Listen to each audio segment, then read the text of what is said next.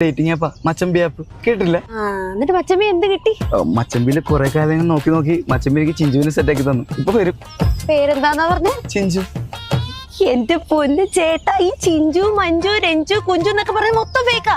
പുതിയ ഇറങ്ങിയിട്ടുണ്ട് അപർണ ആതിര, എല്ലാം ഫേക്കാന്നേ. പക്ഷെ എന്റെ വിഷ്ണുവായിട്ട് ജനുവിനാ. എന്താ പേര് പറഞ്ഞ? വിഷ്ണു.